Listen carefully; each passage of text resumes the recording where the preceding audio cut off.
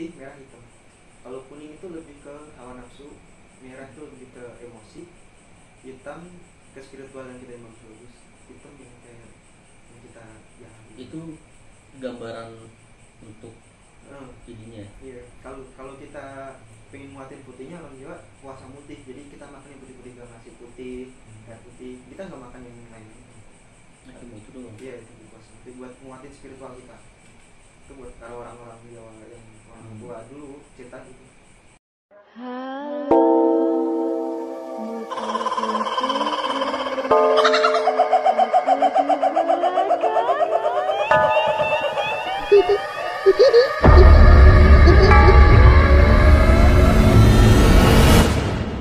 Kalau misalkan gitu ya, nggak misalkan sih, berarti gini, lu melihat sesuatu gitu ya yang menurut lu kayaknya menurut gue lu tahu banget ya, maksudnya ini jin, ini jujur gue sama sekali nggak tahu, karena kadang itu tadi di rumah gue suka ada, gue ketemu Ando nih misalkan gitu ya, gue ketemu Ando, gue ngobrol sama dia, katanya dia baru pulang kayak gitu, tuh sering banget tuh gue gitu. Iya. Hampir semua, Dan bentuknya solid ya. iya, Dia menyupai dia iya. gitu. Nyokap gue ngobrol sama bokap gue, nggak taunya bokap gue lagi tidur. Ando ngobrol sama nyokap gue, nggak taunya nyokap gue baru keluar dari kamar, tuh sering banget tuh di sini tuh. Kalau sendiri pernah nggak sih kayak gitu? Dan itu apa sih? Itu yang menyupai itu juga. Tapi kalau yang gue alamin sekarang nih, sekarang masih dialamin, itu bukan solid bentuknya, tapi dalam bentuk telepon. Jadi misalkan mbah saya telepon ibu kan di sini, mbah di kampung, telepon ibu saya mungkin lagi dagang, lagi tidur, tadi bilang dia lagi tidur, ada yang ngasih tahu gitu. Padahal mbah saya telepon ibu saya, tapi suaranya kayak ibu saya, bilang saya lagi tidur, saya lagi kerja gitu. Pas ditanya, diangkat di telepon. Kadang juga dari sini nelpon, saya lagi sakit gitu. Kita dari sana minta doa. Padahal nggak ngabarin ya di sini. Ngabarin. Dari ibu saya nggak ngabarin, tapi tahu-tahu, lah tadi kamu telepon gitu. Pas di proses, nggak telepon, lagi tidur. Kalau nggak, lu tuh nyari tahu nggak sih keluarga tuh? Itu apa, kayak gimana? Apa memang si apa Korin tadi ya? Enggak sih, kayak di situ kayak emang ada yang dia nempatin di situ, tapi emang dia ngejagain kita gitu di tempat yang itu. Di tempat yang sekarang buat ngekos tuh banyak juga. Oh, lu ngekos? Di situ sering isengnya tuh kan belakang ada tower tuh. Kadang kalau ibu saya lagi masak jamu jam 3 subuh tuh, dia kayak di towernya itu dia ada suara teng gitu. Iseng, bentar ibu saya bilang, "Ya, saya udah bangun," gitu kan, buat bangunin gitu. Oh, tujuannya bangunin. Nah, dulu kakek gue itu kan orang Jogja ya. Orang Jogja, kakek gue orang Jogja, nenek gue orang Magelang. Gitu.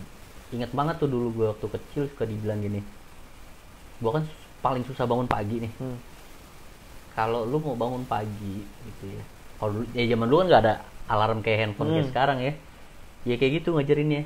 Lu bilang sama saudara kembar lu gitu ya, kakang kau hari-hari bangunin gue jam segini, dan ya percaya nggak percaya gue ngelakuin itu. Gue sempet ngelakuin itu dan berhasil dibangunin. Iya, biasanya jam 3 misalkan, ntar gue dibangunin jam 3 kurang 10 atau kurang 15.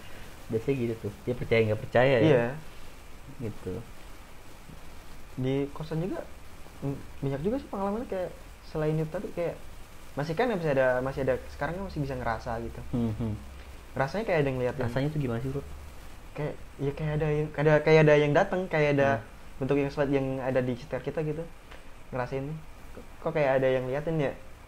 Pas merem gini dikit, slide gitu, kayak ada bayangan kayak orang Belanda gitu, cakep, 2 orang sepasang. Kata ibu saya, itu kamu halu gitu kan. Pas saudara datang, emang dia benar-benar bisa ngeliat, tuh ada orang cakep tuh Belanda 2. Lah, berarti anak saya nggak halu. Sama ya. Pas saya bilang, di situ bukan? Iya.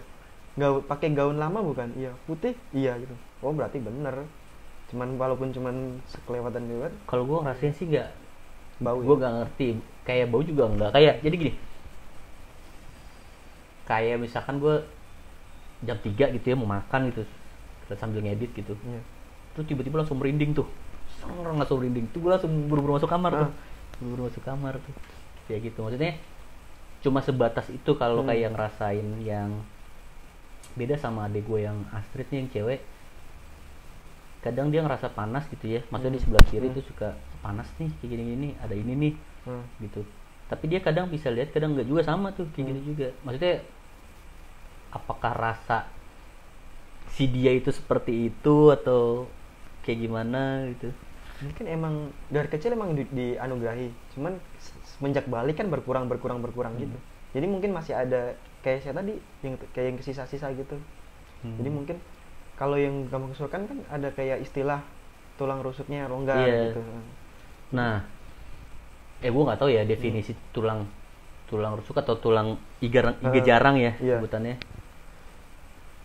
Itu dialamin sama kakak gue, terus sama adik gue yang cewek, terutama yang cewek ya. Kalau Ando sendiri gue belum pernah sih ininya.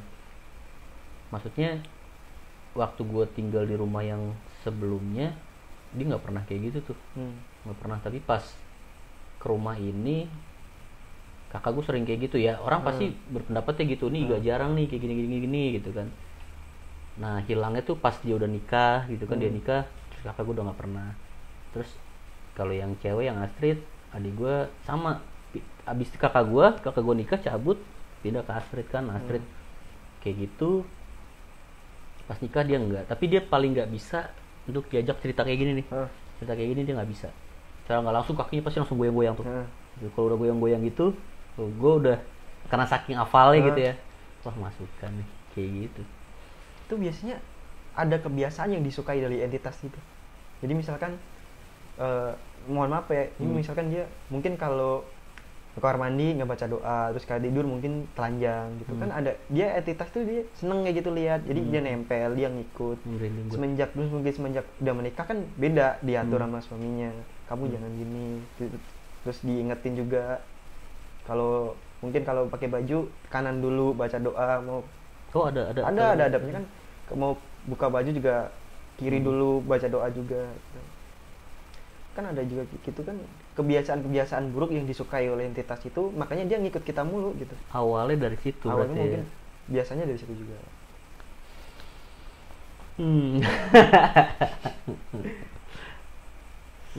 Lain hal nih. Lain hal. Kayak jujur gue tertarik kayak awalnya gue cuma menganggap hal mistis ini konsumsi masyarakat Indonesia yang paling gampang sebenarnya untuk mencari konten gitu ya. Tapi setelah gue gali gitu, setiap orang sengaja gue nggak ada cerita dulu, kita nggak ada gini-gini, nggak ada karena briefing, nggak ada skrip ya. Iya, memang pengen tahu secara realnya. Kadang ada orang yang menyampaikan dengan gugup sebatas pengetahuannya dia, ada juga yang dia tahu gitu ya, tapi dia nggak mau diceritain gitu ya. Dia nggak mau diceritain, maksudnya udah kayak gitu. Dia nggak ini gitu. Dan gue tertarik karena gini, itu tadi gue nggak pernah maksudnya minim pengetahuan soal kayak yang ilmu hitam ilmu putih. Ibarat tadi dari keluarga pun juga kayaknya biasa-biasa aja gitu kan. Maksudnya tidak pernah mengkonsumsi hal-hal seperti itu gitu. Tapi pas ketika gue tinggal di sini, banyak kejadian-kejadian kayak gitu yang menurut gue di luar nalar gitu kan. Lama-lama ikut ngerasain juga ya. Dia ada gitu. Gue yakin dia ada kayak gitu. Apalagi dulu banyak lukisan-lukisan di sini. Apalagi kalau lu mau tuh ada lukisan yang pengen dikasih ke orang tuh. Jadi ada lukisan 5 bidadari mandi gitu ya, telanjang. Itu kata bokap gue sih ngeganggu ya, sama kayak lukisan yang di depan ini. Cuma balik lagi kalau ke seni, ke artnya, rilis itu kan lukisan wajah itu terbilang bagus kalau lu bisa membentuk karakter mata ya. Itu karakter mata gitu. Tapi ya memang menurut gue lukisannya itu bagus, tapi kadang-kadang bete juga kayak ngeliat kiri kayak 1000 pandang ya. Iya, benar kayak 1000 pandang sebutannya, bener gitu. Nah, kalau balik lagi ke jujur, gue pengen tahu orang-orang kayak misalkan kayak yang lihat ini, lihat sini. Karena pada saat gue mengalami itu, gue nggak tahu kalau itu tuh ternyata setan nih, ternyata jin ya. Ternyata itu gue nggak tahu. Gue taunya setelah ternyata bukan dia gitu, ternyata bukan ini. Kadang ngehnya tuh kita lama, dan ya gue nggak tahu ya, intens semakin sering lu kesini, rata-rata sih orang-orang tuh pasti selalu nemuin orang yang tinggi besar di rumah ini gitu ya. Gitu ya.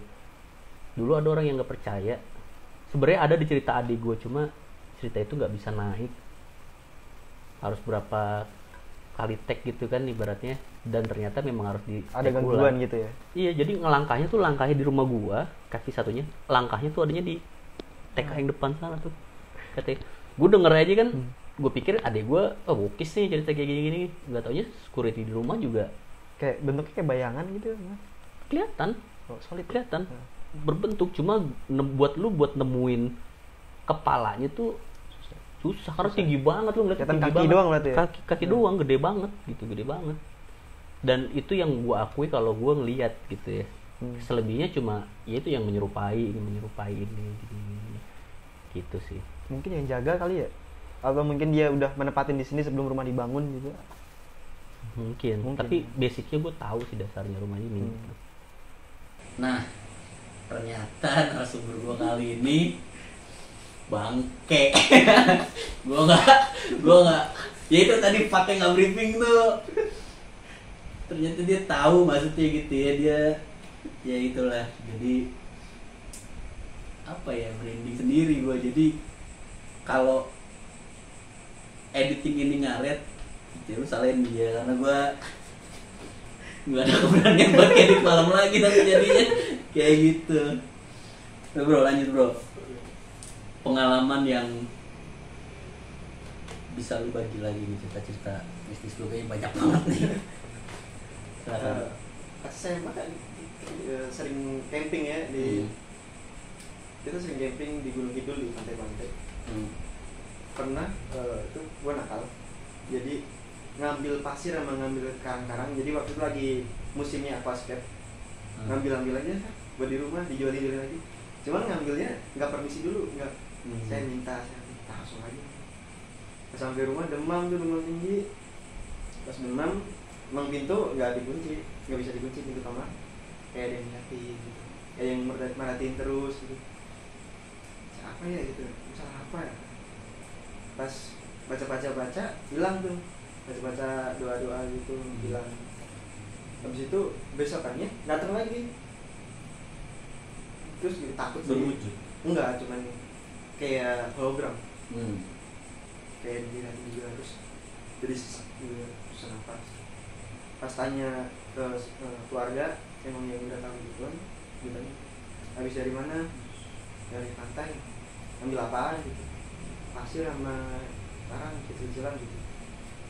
Balikin. Kenapa gitu? Kamu gak izinnya? Enggak. Itu itu ya udah di situ. Sorenya langsung balikin. Tapi balikinnya sama dia. Terus juga tak minta maaf pakai bahasa Jawa yang halus. Maafin, ini anak saya kurang ajar kemarin ambil gitu. Terus habis itu dari sana berendam dulu, udah biar rumah sehat lagi ya bulan. Cuman ya kan harus terjaga ya. Gue juga meyakini, maksudnya gini ya, yang menurut gue di suatu tempat yang tidak berpenghuni, segala apapun yang lu ambil bukan berarti dari pemiliknya. Iya. Gue setuju banget tuh, karena dulu gue pernah ke apa sih itu namanya tuh, daerah Cibodas tuh, Kawah Biru deh nggak salah, apa ya gue kalau takut salah. Jadi ada ikan cerek, ikan gapi gitu, bagus layer gitu, bagus. Gue ambil pakai botol aqua, gue masukin yang ikan biasa ada di got tuh. Nah itu gue ambil gitu ya, gue ambil jalan, gue masukin ke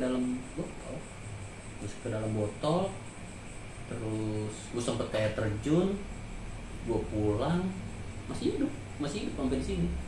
Gue taruh di toples gitu ya, ditaruh di toples beling gitu, sama tuh. Tapi gue nggak ngelihat sosoknya. Dibilang mimpi, gue belum tidur pules, cuma kedengaran suara dia balikin gitu doang. Itu mungkin peliharaannya kali ya. Malam itu juga bro, jam 1:30 gue balik lagi ke puncak, ke apa namanya, cuma sampai pos pintu loket masuk, gue titipin, kasih duit 50.000 gitu. Terus ternyata orang sana bilang nggak cuma gue, oh mas mau orangnya udah ke 100 sekian katanya gitu. Dan di situ gue mulai percaya, kayak misalkan gue ngeliat sesuatu nggak tertarik untuk milikin gitu ya, karena memang pada saat itu gue lihat bagus gitu, bagus banget, dan mau gue ambil nggak lari gitu. Jadi gitu tadi, yang tidak berpenghuni, sesuatu yang lo ambil bukan berarti tidak ada pemiliknya. Mungkin gitu. juga itu, Gue percaya loh itu. mungkin juga peliharaannya yang di sana mungkin gitu. Terakhir, yang paling serem hal yang pernah lo alamin, karena dia asli bangke banget ternyata. Oh ini bagaimana sih? Bawasannya gila sih gitu. Berapa tahun lalu itu di tempat itu tuh lagi di Tepang pohonnya. Pas di Tepang makan korban, jadi yang nebang itu meninggal di bawah pohon. Tapi sebelum itu gua sama adik keponakan gua tuh lagi di depan rumah, udah mau maghrib, lewat tuh kayak model-model kepercayaan Hindu kayak Dewi Wisnu tahanan 4. Kan biru, warna birunya kayak biru lampu, cuman kayak remang-remang gitu kan. Nah, adik saya kecil ngikutin dan bilang jangan diikutin gitu kan. Saya udah teriak, ya lari. Pas saya tangkap, Cepet bilang iya, pas adik saya gini, saya tangkap gini. Tadinya mau saya ambil tangan ini, nah pas saya ini. Pas di depan pohon ini, depan yang sebelum ditebang, ada kayak modelnya dibilang kunti juga. Wajahnya juga kayak rada-rada cowok sih. lu lihat. Itu bener-bener real banget, yang paling real. Hidungnya rada-rada mancung, rambutnya keriting panjang. Langsung, wah gitu. Kaget dong sama adik saya lah. Jadi saya nangis, saya juga gemeter, tremor. Masuk dalam, bilang ombak itu dipancing, jangan ke situ. Pas berapa minggu setelahnya ditebang tuh, tapi tebang nggak permisi dulu. Dipancing maksudnya gimana? Diajak aja kayak dimain gitu. Habis ditebang, nggak permisi dulu. Kita dipanggil korban. Kan dia nempatin di situ tuh. Itu ibaratnya rumah dia, rumahnya dia hancurin kan juga marah. Iya, nggak terusik ya. Makanya habis itu tetap diselamatkan Untuk tapi sebelum selamatan kan kita berapa hari dulu baru selamatan. Sebelum itu ada yang sosok yang menyerupai orang tersebut datang ke rumah dalam mimpi. Kan kalau mimpi kan masih alam bawah sadar kan. Ini kenapa kamu hancurin rumah saya gitu? Saya apa gitu? Pas saya bilang yang sekian yang bisa jawab gitu doang ini kayak tindian gitu semua. Pas habis itu saya cerita ke orang tua, baru kurang meminta maaf, rumahnya ini. Terus ada orang dari keluarga juga yang pintar dipindahin, tapi pindahin kemana sih yang kita tahu. Maksudnya dikasih tempat penggantinya tempat lah ya. penggantinya kan kita rusak, kita hancurin rumah kayak kompensasi lah, dipindahin kasih rumah yang baru. Terakhir nih bro, aku pengen apa sih, lu menyampaikan sesuatu untuk penikmat cerita misteri, kalimat yang menurut lu memang hal ini berkaitan yang memang lu layak untuk nyampein. Jadi dimanapun kita, dimanapun itu tempat baru atau tempat yang udah kita kenal, tetap jaga sopan santun, jangan sombong, jangan sosokan bandel, yang lawan lah. Di situ kan juga ada sosok yang berdampingan sama kita. Pun kalau kita diusilin kan juga kita marah juga. Jadi kita tetap jaga sopan santun, sama-sama saling ngerti. Iya, sama-sama ngerti pengen hati. Oke, penikmat cerita misteri, mungkin sampai sini ceritanya cukup diakhiri dengan, nanti di luar ini gue bakal banyak cerita mungkin sama dia. Jangan lupa like, komen, dan subscribe channel ini. Bakal kedepannya gue bakal ngasih cerita-cerita yang lebih menarik. Thank you.